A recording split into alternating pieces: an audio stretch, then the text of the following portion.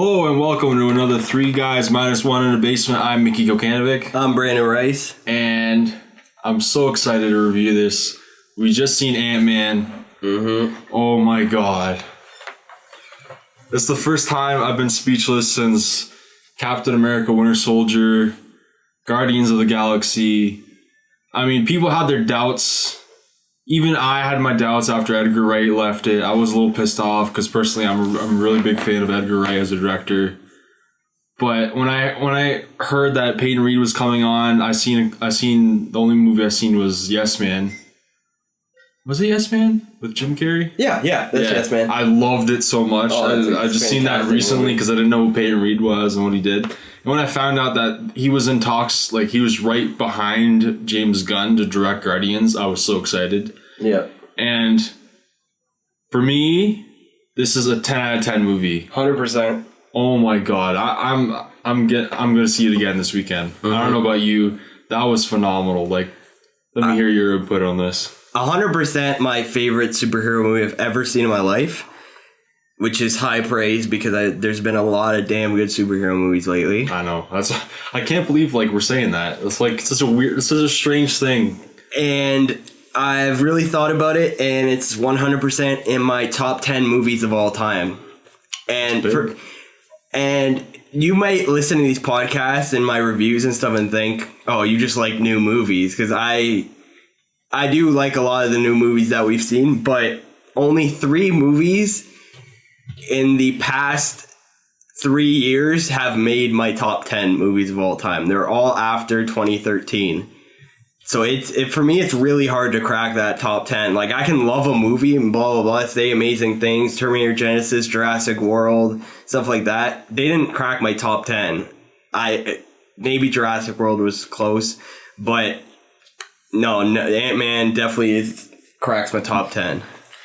Now, we're going to get a little bit of spoilers, but I love the new trend. I don't know if you noticed this, but like in the recent Marvel movies, before the studio credits, they have like this quick little scene that kind of introduces the basic premise of it. I love how they did that with Guardians and they're doing that with Ant-Man. I hope they continue that little, just like, it's like a cool tidbit. Like, at the beginning, they show a young Hank Pym, a kind of middle-aged Haley Atwell, Peggy Carter, and they show Howard Stark and that evil, one of the guy from Hydra, one of the evil corporations, how they're trying to somehow convince Hank Pym to give up his technology, but obviously he doesn't want to. Hell no. By the way, the CGI on his face made him look like 40 years younger. That was amazing. And it made Haley Atwell and the actor who plays Howard Stern look 4 years older. And oh my god. That was so good. It was so cool. From the get-go, I did not expect the movie to start like that. I know. Starting from the prison scene.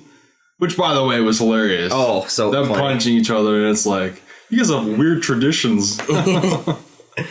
Oh, Paul, just shout out to Paul Rudd. Shout out to... That's my boy, man. Like, I'm so happy. Like, I was vouching for this man from day one. My favorite, we discussed this like before the movie starts, my favorite comedy of all time is I Love You, Man. I can watch that movie 50 times a day, and I still enjoy every laugh. Yep, 100%.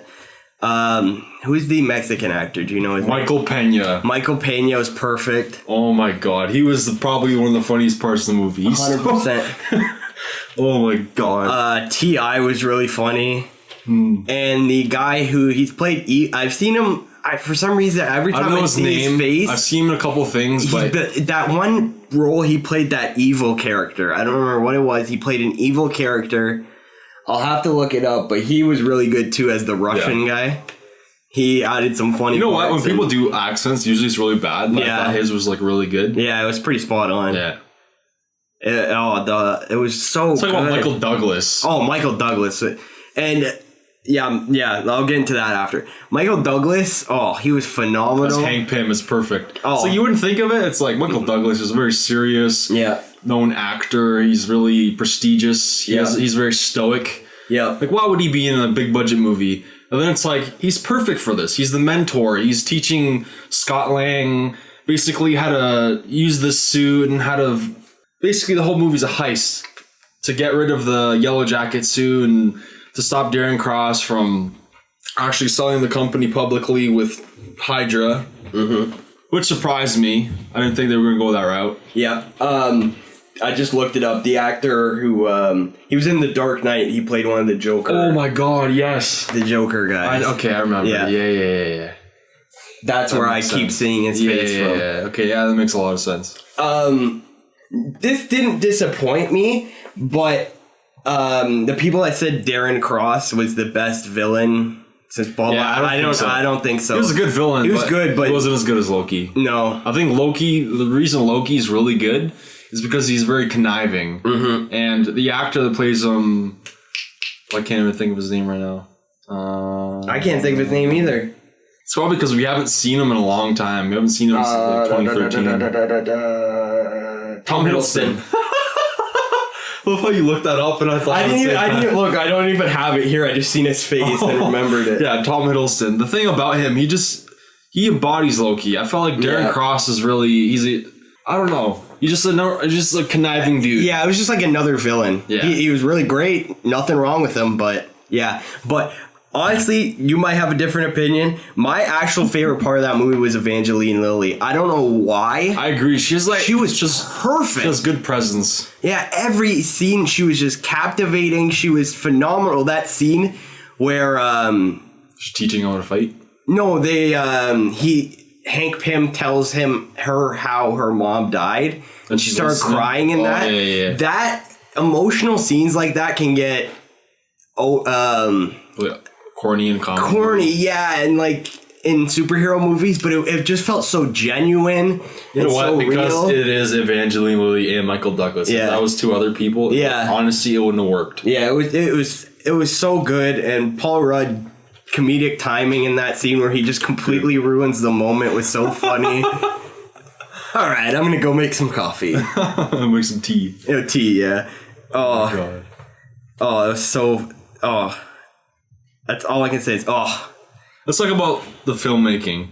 It's really tough showing what it looks like when you're shrinking. I thought that was perfect. 100%. I got chills sometimes, but like I would have never thought of this in a million years. Peyton Reed, you're a genius, man.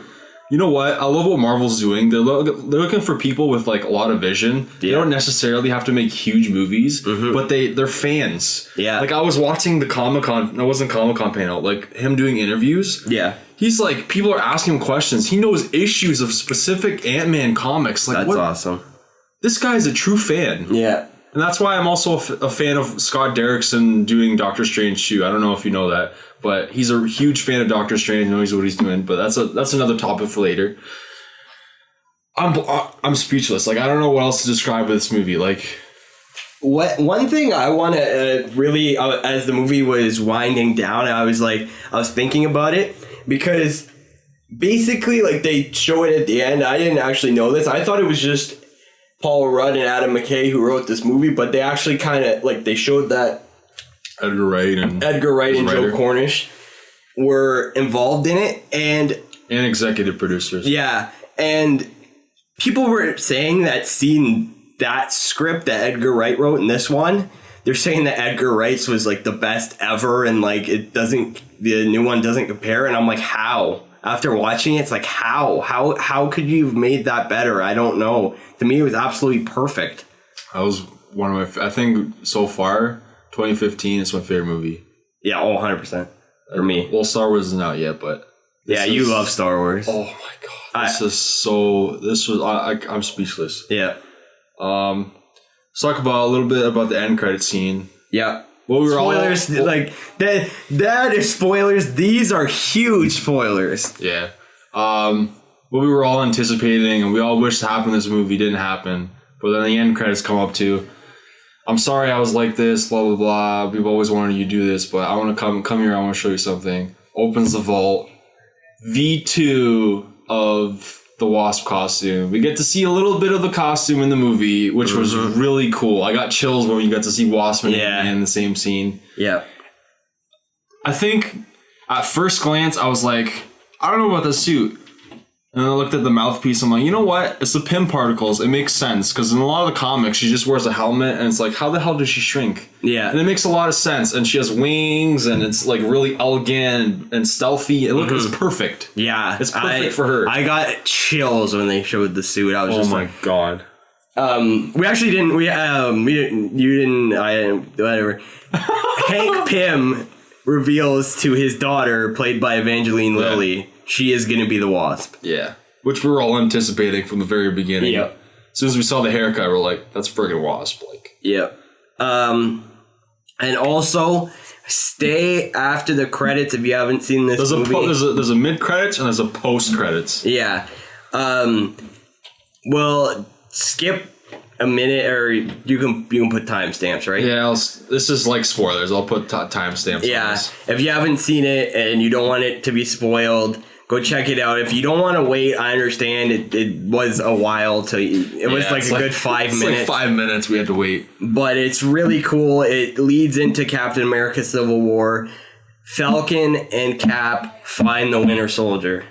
Well, not really find. Basically, I have a feeling this is going to be the premise of Civil War.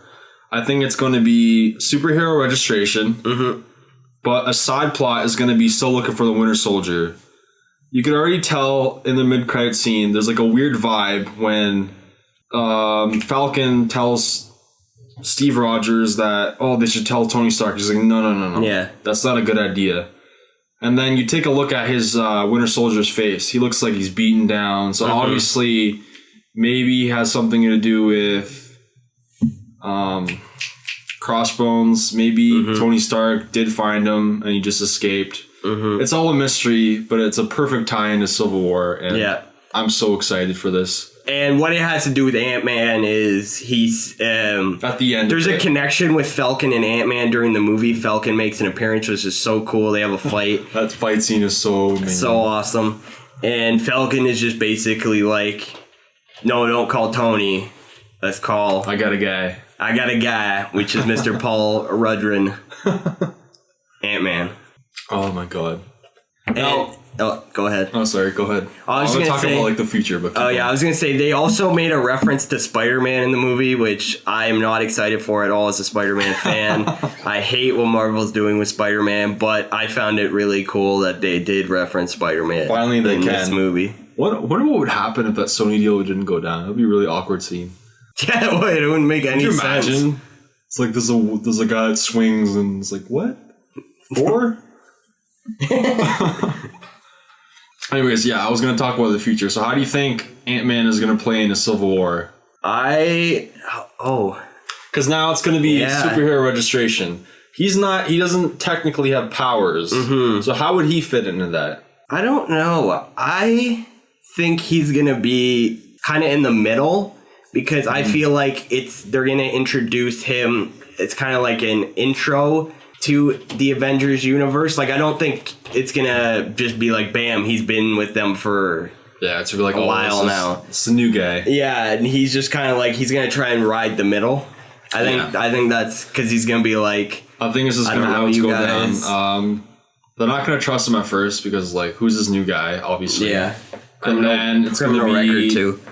Like you said, he's going to kind of ride down the middle, but Michael Douglas is going to somehow convince him to join Steve Rogers because, as we saw at the beginning of the Ant-Man pre-Marvel logo, he's really against everything that has to do with corporations, and all that kind of stuff, like anti-SHIELD. So he's obviously going to tell him to side with Steve Rogers. Yeah. Which would be, I think he'd be a perfect addition to that side of the team. Yeah, I agree. Yeah, because if you think of one thing that left me with the Avengers is when they left off with that team, I was kind of like, this is kind of a lackluster Avengers, what they have left. Like Falcon. It's like suits. Yeah, other than Scarlet Witch. Steve Rogers. Yeah, it's like, all right. People in suits. Falcon and War Machine. And I was just like, Vision, that's it? Robot. Vision's pretty cool. But, I think they just need someone like that on their side. I agree.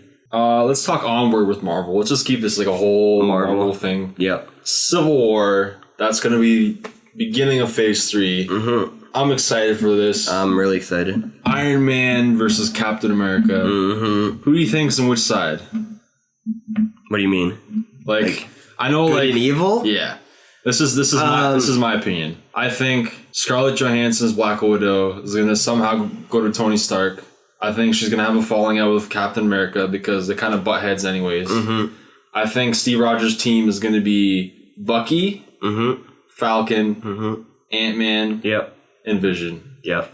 And I think War Machine is going to join his compadre, Yeah. Iron Man, because they're besties. Yeah. It's going to be Black Widow, Yep. Crossbones, Yellow Jacket, Iron Man. Because I heard Yellow Jacket's in Civil War. Because, spoiler alert, he confirmed he's in Civil War. Even though he kind of disappears. I'm trying to think. I'm like, how is he alive? I thought he was dead. Unless he's just dicking around. Yeah. Yeah, he might have just said that to not ruin the ending, maybe. Yeah. What are you thinking? I agree with... Where is Spider-Man in there? I think he rides down the middle. Down the middle? He doesn't know. And same thing Black Panther. I think they're both in the middle. They don't... Like, Spider-Man's a young kid. Yeah. He's not going to know who to side with. Yeah. Yeah, that makes sense. Black Panther is not going to obviously care because he doesn't like authority. He's the king. Yeah. He's not going to let anyone tell him what to do, right? Yeah, I agree. I those sides.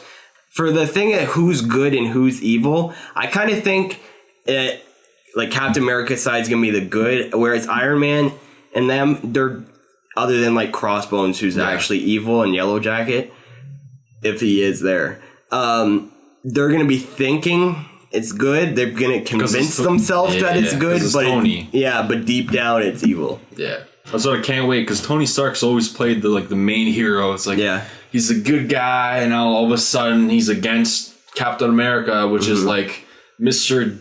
Do Good Everything. Yeah. Captain America. I mean, he went against S.H.I.E.L.D. for Winter Soldier. Yeah.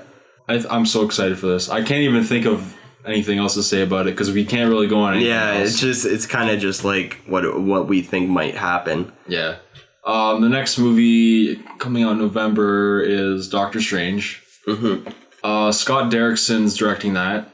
I can't think of what movie he recently did. I know he's a horror director. But I'm excited for this because the comic he's going with, I think it's like Valhalla or something like that. I've never read it before, but I was on Amazon. I was on a bunch of websites online. Apparently that's like the most celebrated Doctor Strange story, which I'm excited for.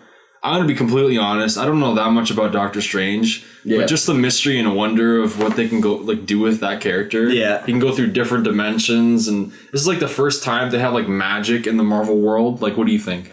I think, I'm literally, I don't know much about him, but the fact that he has been referenced in Marvel movies already. Yeah, Stephen Strange and Winter Soldier. Yeah, it just shows you.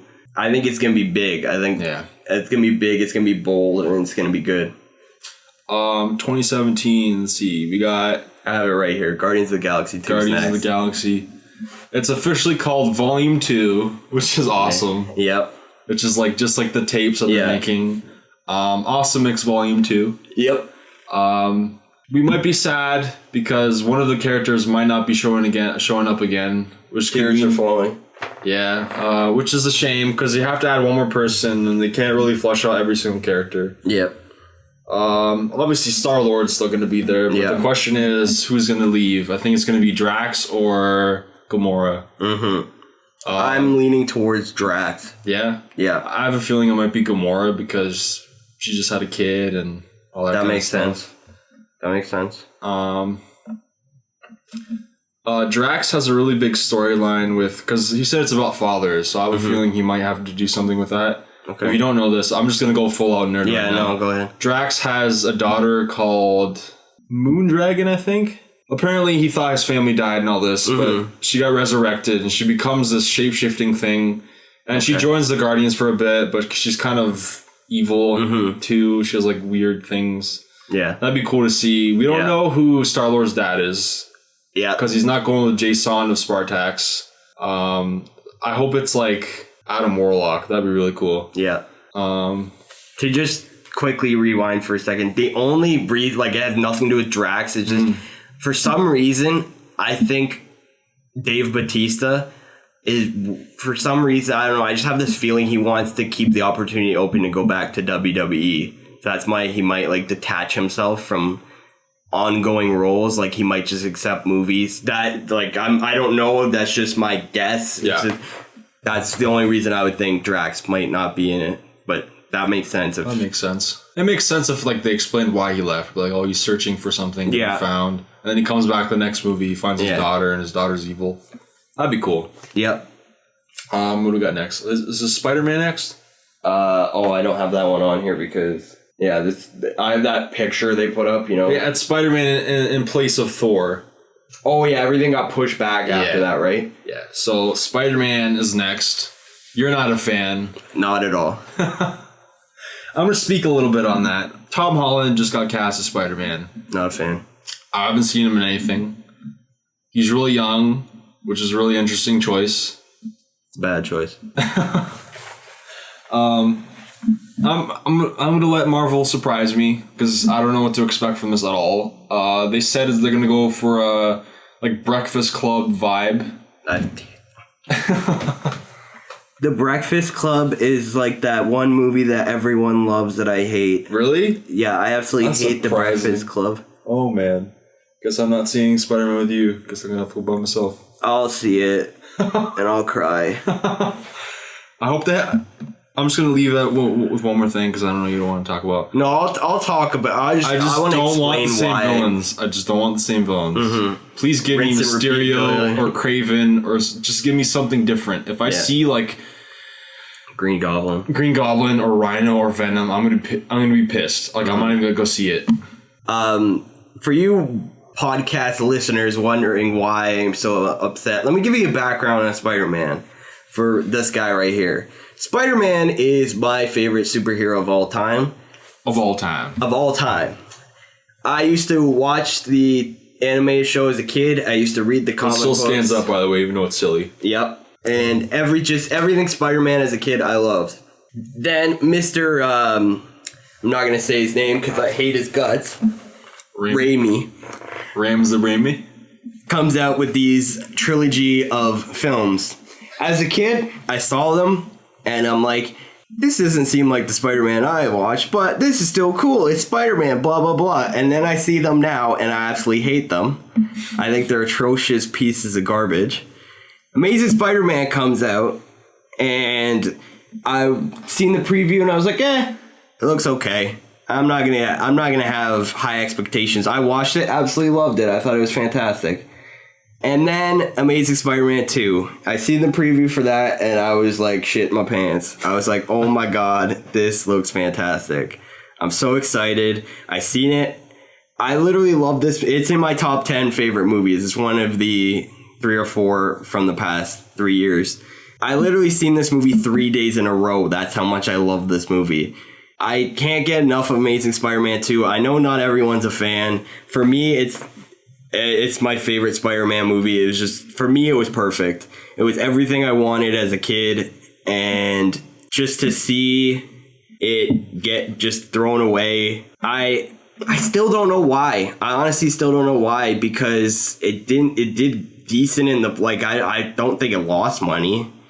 They didn't make, because, see, the thing that sucks about big budget movies is they spend 3/4 more of what they had for the budget on advertising. Yeah. So Spider-Man cost maybe $125 million to make, but it costs over $700 million plus the budget. They were expecting to get at least $1 billion back. They made 600 something million, so they didn't even get their money back. And the critics just ripped it apart too.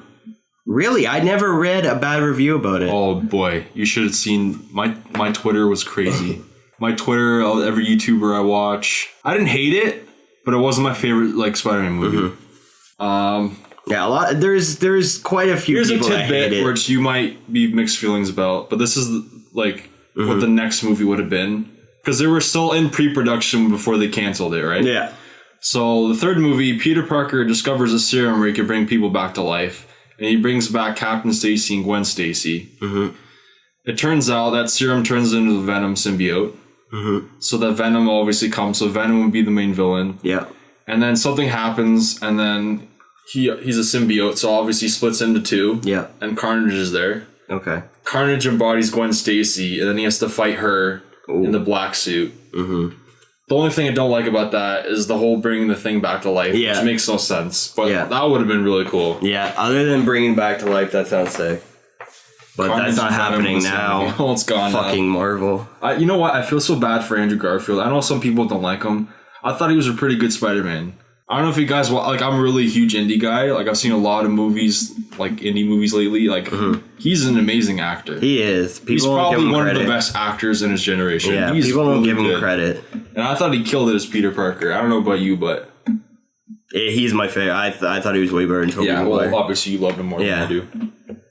Let's talk about, is Thor the next one? Yeah. Okay, Thor Ragnarok. Ragnarok. Thor Ragnarok.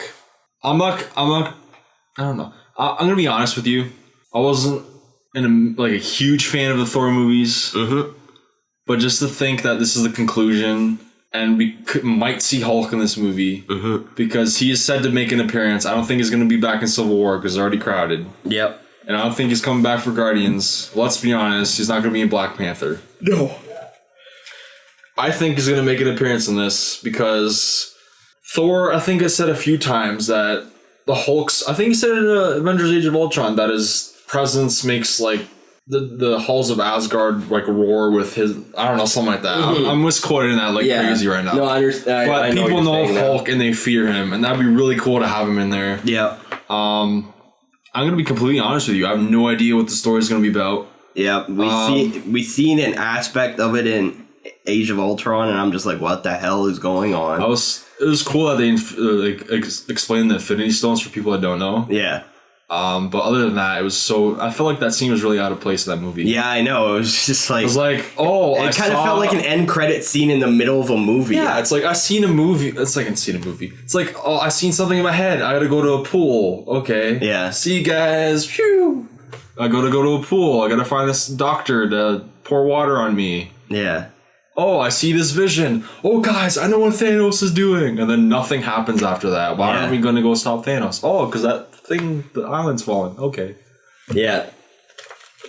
Why'd you leave again? Oh, that's why. Yeah, they screwed up on that. Just fan cast. Not fan cast. Fan favorite. They better have Beta Ray Bill. You probably don't know who that is. No idea. It's one of my favorite Marvel characters of all time. That'd be really cool to see him live action. Moving on. I'm sorry that was really quick, but I have no idea. Like, Yeah. I don't even know what Ragnarok... I know Ragnarok means the end of the world. Yeah. But I have no idea what the plot's going to be about. I don't know anything about Thor. I'm sad to say that. The first two Thor movies were good. That's all I can... The first one was good. The second one was like... At its part... Like moments. Felt like more like a Loki movie than anything. Mm-hmm. I like... They're both okay to me. Yeah. Both movies. I remember I was introduced by a friend the first movie because I was into Marvel, but I seen a preview for the only Thor. reason I watched Thor is because I knew it was all connected. I honestly had no idea it was connected. My friend's like, "Oh, watch this." I'm like, "What is this?" He's like, "Thor," and I'm just like, "I don't know what Thor is." Like, I honestly had no idea who Thor was. And then he's like, "He's in the Avengers." And I'm like, "Oh, is that guy with the long blonde hair?" He's like, "Yeah." He's like, "Watch it. This movie's amazing." And we watched it. And he's like, "Wasn't that so amazing?" I was like, "It was okay." And then we seen Thor 2 together, and it was okay. Yeah. Could have been better. Yeah. I don't know, just not a giant fan. Honestly, Thor is probably my least favorite adventure. It's just a character. I'm not really big... He's a god. That's it. Yeah, I'm not a big fan of Thor. Yeah. I don't know. I've never met... I've actually don't think I've ever met a guy who's like, yeah, Thor's my fave. Yeah, it's like all the girls, they're like, he's so big. And he's so hot. And he's a Hemsworth brother. And... Yeah.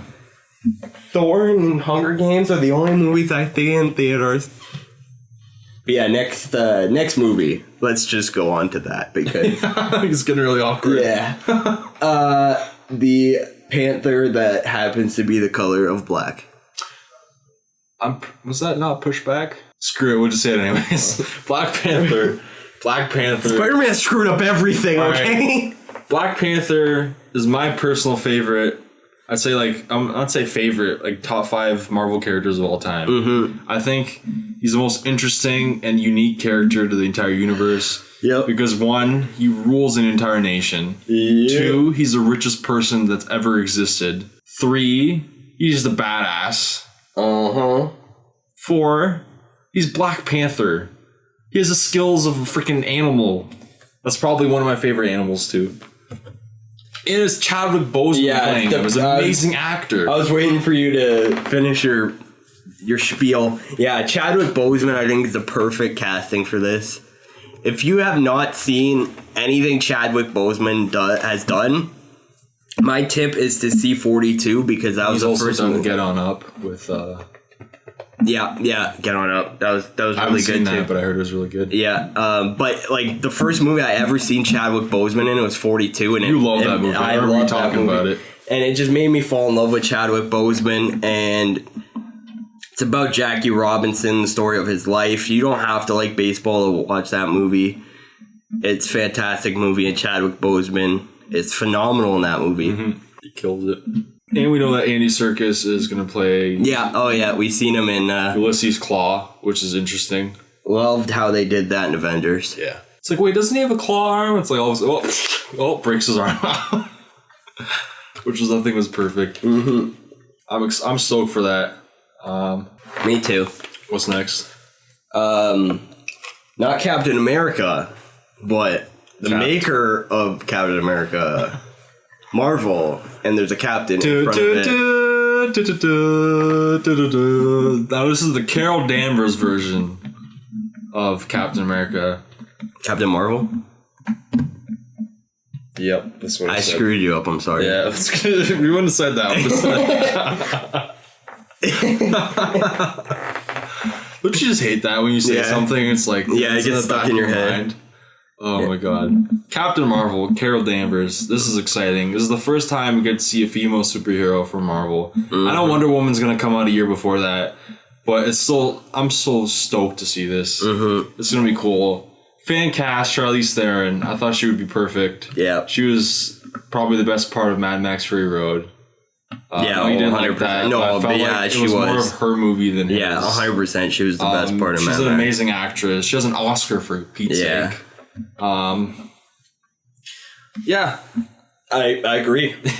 I don't have anything to add. I'm excited. I'm going to be completely honest. It's another Marvel character I don't know nothing about. Just like Guardians, just like Thor Ragnarok. But you know what? They're going to surprise us. Like they always do. And they're going to kill it because it's Marvel. This is one of those franchise of all time. This is one of those movies for me. I feel like I'm just going to go into it being like no expectations. Depending on the casting. If it's not Charlize Theron, then I'm just going to be like, Yeah. Or someone you're not thinking of, and then the cast, and you're like, it's you know what? That's great. It's not your first choice, but it's like it makes sense. Yeah, but if they cast someone, you're like, what? Like Amy Schumer. Amy Schumer as Captain Marvel. What? Okay, I guess I'll see it. And it turns out to be amazing. Be the funniest Marvel movie ever. But yeah, lots of cool stuff. Next we have Marvel's Humans. JK, Marvel's Inhumans. No, not Terminator. Inhumans. Now, I know you probably don't know a lot about this, but recently I've been catching up on my Inhumans. Mm-hmm. Black Bolt is probably one of the most flushed out, one of the most complicated, one of the most amazing characters in the Marvel Universe. I'm so excited. Vin Diesel's probably going to play Black Bolt because he signed on to do another Marvel movie other than Guardians. That's sick. Because he gives him the voice for Groot, but he could also do Black Bolt. If you don't know who Black Bolt is the leader of the Inhumans. He's the king of Attilan, which is the home world of the Inhumans. He doesn't talk. This man's voice is so powerful that if he were to talk, he could basically...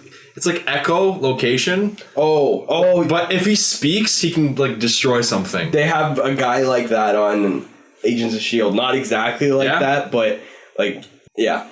Okay. I know what you're talking. Yeah, that makes sense. Yeah, exactly what you explained it. Like, he's not the same person. Like, he's not that strong, but he has somewhat of that. It's so strong, he could like make Hulk fly away. He's fought Hulk on a few occasions and kicked his ass. That's sick. He's a really powerful character. Inhumans are probably like... This is going to be a tough sell for people because they're kind of like X-Men, but not really. Yeah. The way the Inhumans become Inhumans, I'm just going to go full nerd again. I'm sorry, guys, but I love comics. There's something called a Terrigen Mist. Every Inhuman is like... They have Kree DNA. If you don't know what Kree are, they're like ancient alien species in the Marvel Universe. Kind of like the Skrulls, but not really. Skrulls like pretty much copycats. So like... The Bizarros of Marvel. Now I know some people are lost, but that's probably for another time. Me talking, but basically they have this part Kree DNA, and if they get exposed by these mists, they start changing, basically like mutants, like their powers trigger. Sometimes it's good, sometimes it's bad. Mm-hmm. Sometimes they morph into like this weird B-shaped thing. Sometimes they just grow like wings or something. Mm-hmm. Yeah, I'm done. Yeah. Go. Okay. So yeah, that's why I enjoy Agents of S.H.I.E.L.D. It's not the best show, but it's really introduced me to Inhumans. Yeah. They, like everything you said was on Agents of S.H.I.E.L.D. and like it really flushes out because I feel like that's the reason they're using Inhumans. Yeah. Because the show's really popular. Yeah. So people are gonna be like, wait, Inhumans. And then when they get to see the movie, they're like, okay, Terrigen Mist, I get it. That's how they got their powers. That makes sense. And they've actually showed like two people who had like, and they said like they had the Kree DNA and they got exposed to the Terrigen Mist. And like you said, one of them reacted, they got the powers, but they didn't show any signs of it. Yeah. And then the other person got like messed up shit all over their face and stuff like that and looked like a freak. Yeah. You can't pick and choose. It's what's in your DNA. Yep. I'm excited for that. Yeah. Hopefully we get to see Namor, the Submariner. I don't know if you guys know who that is. He's basically Marvel's Aquaman. Mm-hmm. But he's more angrier. Yeah. He's really pissed off at Earth for basically causing trouble to his homeworld. He doesn't like the Inhumans too much either because Attilan's right above Atlantis, which he's not a fan of. Mm-hmm. That would be interesting to see him as well. Yes. Now, moving on. Wait, one last thing. Okay. To tie in Agents of S.H.I.E.L.D. to Inhumans, I love Skye from the actors the character. I love that actress. Oh my god. I really hope she is in the movie. That's it. That'd be cool. Yeah, I could see that. Okay, next. Avengers Infinity War. Part 1 and 2.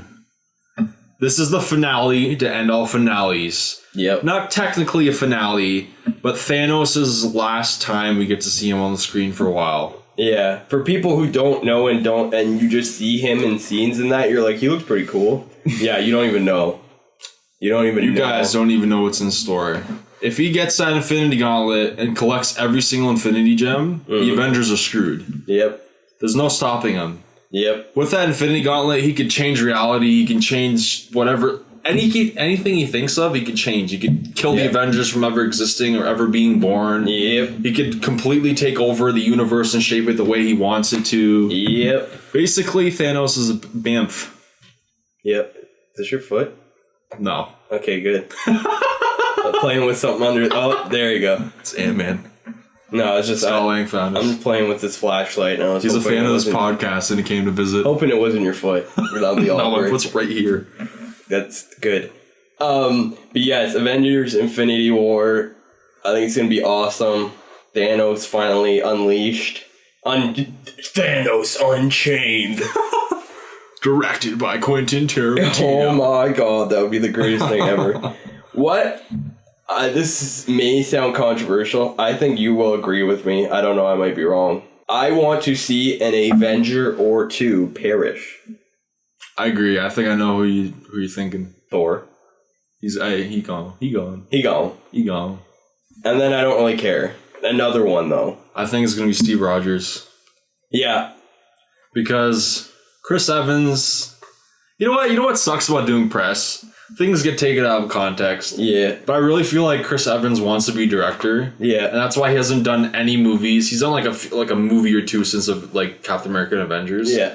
But he doesn't really want to do that anymore, you could tell. That's why he's really fully embraced his persona of being Captain America, much like Robert Downey for Iron Man. He's realized that people aren't going to see his other stuff, so he's just going to continue doing Avengers movies. I guarantee his contracts all the way up to Civil War. Oh, yeah. Not Civil War. All the way to Infinity War Part 2. Yeah. This is going to be amazing. Oh yeah, I think more than 2 people are gonna die. I think it's gonna be a lot of Avengers dead. Hopefully not Ant-Man. Hulk maybe. I have a feeling Hulk might die. Hulk's my fave. It sucks, but you know what? You know what sucks about the Hulk situation? I don't know if we ever talked about this. It's owned by Universal, and that's why even though the Universal Hulk movie didn't do so well, they could have done a sequel because it was moderately well. Mm-hmm. But since they both own the rights, they would have to have different producers from Universal come in, and there's a lot of conflicts. And that's why they kind of use him as like a secondary character. Even Joss Whedon said it'd be really tough to do a Hulk movie because he's a rage monster. Yeah. How do you do that? Yeah. I think Hulk's dead, Thor's dead, Captain America's dead. Yeah. I think that's about it. Thanos obviously has to perish somehow. Yeah, because they have to win. Yeah. It's not going to make any sense. End of Infinity War Part 2, a different reality where everyone's dead. What the hell happens now? Yeah, it doesn't. You can't even make Marvel movies after that if that happens. What do you think the next phase is going to be like? What do you think the next villain's next? What do you think the next villain's going to be? Because it's really hard to top the biggest villain in Marvel ever. I don't know. Honestly, don't know. I think I got a theory. I think the next main villain is going to be a guy called Michael Korvac.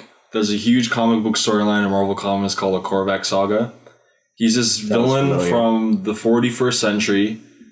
I don't know if he's a robot or just like a really hyper intelligent man, but he's basically unstoppable. And that'd be a really cool way to tie in the Guardians as well as the Avengers together, because that's how they kind of meet each other. Okay. Because he's a vigilante. Basically, the Guardians are like the police of the galaxy. Yeah. They're looking for people. And he escapes from like a high-ranking prison, and they have to go escape for him. Oh, he escapes, and they have to go looking for him, sorry. And then that's how they tie in the Avengers. Like, this guy's asking for help, and Avengers like, oh, we'll help you. And it's like, who the hell are these space guys coming all of a sudden? Yeah. And they get into like a big fight, and basically they convince him. Basically, he's a Banff. He's crazy. He's one of the most powerful characters in Marvel Comics. I think he'd be perfect. I'm trying to think of someone else. You can't really do much because Fox owns Doctor Doom. Doctor Doom, in my opinion, is probably the biggest Marvel villain of all time. You don't even know how powerful he is. He probably could be as powerful as Thanos if Thanos wasn't a god. Doctor Doom is insanely powerful. Yeah. And then you got Galactus, also owned by Fox. You can't do that. Yep. Then you got Apocalypse owned by Fox as well. They have all the good villains there, man. Yeah. I don't know. Can you think of anything? I honestly have no idea. I'm lost as to who can even do it. Yeah. I don't know. What? They just announced they're making a live-action Aladdin prequel. Why? Because they're retarded. Stop talking. If it has something to do with Genie, I'm going to be pissed off. Please don't tell me it has something to do with Genie. Oh my god, it has something to do with Genie. I don't know. I seen that it got announced. I'll look it up. Please look at it right now. I am. I'm actually going to be really pissed off. Aladdin's my favorite. By the way, guys, this is breaking news for us. We don't really go on crazy news things anymore. If you wondered how the genie got into the lamp in the first place, that's how it starts. Oh my god. It's called Genies. It's called Genies. Disney, might as well just tie yourself a noose and just hang yourself. Let me see these boys that are making this movie. I am disgusted. You have so many yes men in that company. Jesus Murphy. Oh, nice. The first writer I look up, he's written 2 movies so far. Oh my god. Freddy vs. Jason. Because that was a masterpiece, right? And the 2009 Friday the 13th. He's been perfect for genies. Oh, guess who else is his co-writer, his best friend, who the only other movies he's written are Freddy vs. Jason and Friday the 13th, the 2009 version. You know what? Do what you want to do. I'm not seeing it. I'm telling you right now. That's an insult. You podcast listeners, do not spend a dime on that movie. I'm disgusted. That is a cash cow right there. That's what that is. You can't repeat the performance that Robin Williams had before. Like we said before in this podcast, I think that's one of the most underrated performances of all time. If you guys don't know that, the actual voice directors of that movie let Robin Williams riff. You know that one scene where he's just riffing all those famous actors and stuff? That was all improvised. I don't know any person in the entire universe that could probably do that. Robin Williams, that's it. We've done improv and stuff in school, but I can never think of that many characters in my mind, like in a split second. He's a genius, and like we said before, this is an insult. Why the hell would you do this? The only thing you do with Genie is Broadway. That's the only thing, because it's completely different. Yeah. I'm disgusted. I'm absolutely disgusted. These prequel sequel movies are pissing me off. I don't know if you see Maleficent, but it was not that great. I did not, because I didn't have any interest in it. I was bored one day. I was like, it's Angelina Jolie, and she's like a pretty good actress. Yeah. I'm gonna watch this. I was like, what is this, man? I was like, it's like you could tell when there's a green screen there. Yep. It was like one of those movies. She was like walking down down in a forest. I'm like, that's a green screen, that's a green screen, that's a green screen, it's a green screen. So yeah, to go to Marvel to jump to. We started so strong, and now it's so sad and angry. It's like a part of our childhood, man. Yep. I can't emphasize this enough. Like when Robin Williams died, I cried. So did I. He's a part of my childhood. Like I feel like I lost a part of myself when he died because of his movies and his performances, and this is an insult. I think even to his family. Who the hell? I don't care if it's like the most prestigious actor in the world. No one can replace what he did for those movies. Nope. Especially Aladdin. Don't see it. I'm telling you, even if it looks good, don't see it, please. For Robin Williams' sake, don't see it. I hope this gets canceled. Reboot thing for the cartoons ends with this movie. And people finally realize how stupid these ideas are. Yeah. I could see Beauty and the Beast getting rebooted in a live action because that makes sense. But this makes no sense at all. Nope. I don't know why the hell they're doing this. You will never get a performance like that from anybody. I don't care who the hell you are. This is so insulting. Oh my god. I'm genuinely pissed off. I don't know what else to say. Let's try to end it in a positive note. I hate it. Ant-Man was amazing. Yeah. If you guys go see Ant-Man. If we didn't emphasize it, we're just gonna end this really soon. But Ant-Man was phenomenal. That was what I call a 10 out of 10. Go see Ant-Man. That doesn't happen a lot for me. No. As you've noticed through these podcasts. So it's a big statement for me to say this. I'm super excited for what's coming next to this franchise. Yep. Amazing movie. Peyton Reed, you really outdone yourself, sir. I know you're probably not listening to this, but if you are, this is amazing. Yeah, I love you, man. Amazing director. I love you, man.